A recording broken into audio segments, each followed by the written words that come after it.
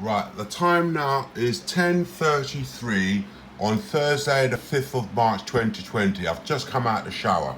Right, before I went in the shower at 11 past 10 this morning on Thursday, Majid from the Springfield Hospital Maintenance Department came to check my ceiling.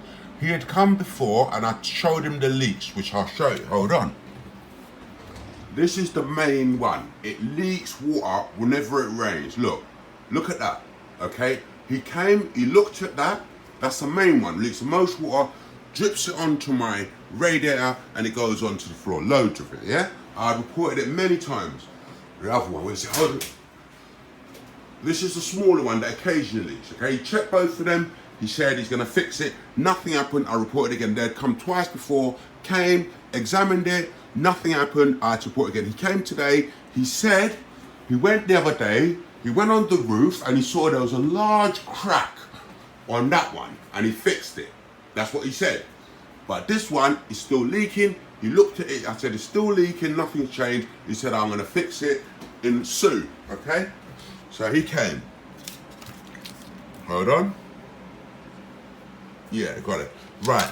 Another thing I should let you know about late last year, for like 2 to 3 weeks, there was a team of workmen replacing the entire ground floor flooring. The hallway, the office, the lounge, everything.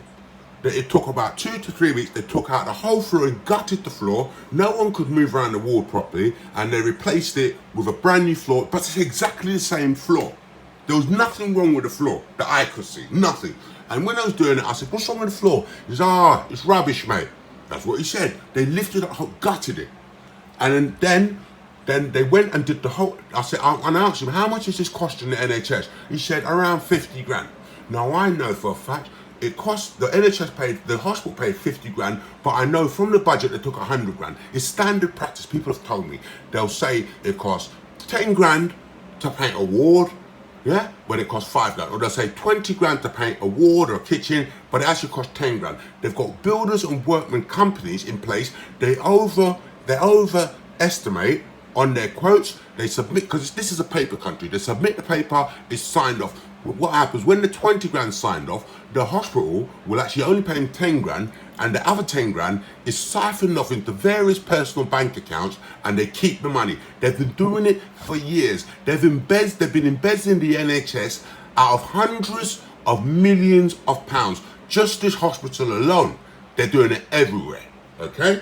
The toilet was refurbished. The whole toilet, downstairs toilet that the staff used, yeah, was gutted.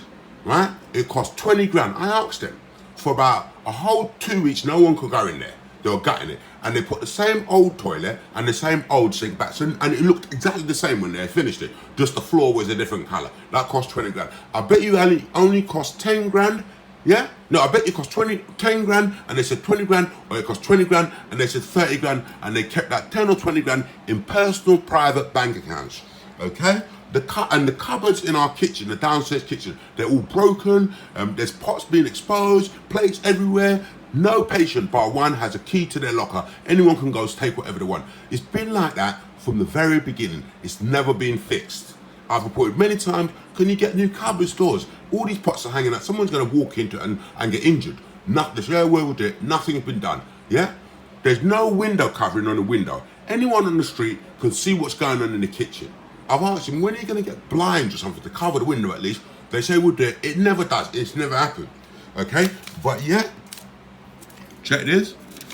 But yeah, staff can be given several pounds, I don't know, £100 every week to go shopping, buy large amounts of food and ingredients, cook a humongous meal that mainly the staff eat and the selected patients eat. I'm never allowed to eat. I don't even know. When I was asking, oh, can I have some of that? Oh, no, it's patient Paul's. Only he can have it. You can't have it. Well, it's actually it was the ward money spent to buy it for the ward, but they only let the patients that are with them and staff eat. I am never allowed to eat. So I stopped asking. I see them all the time. Maria De Silva is the main one.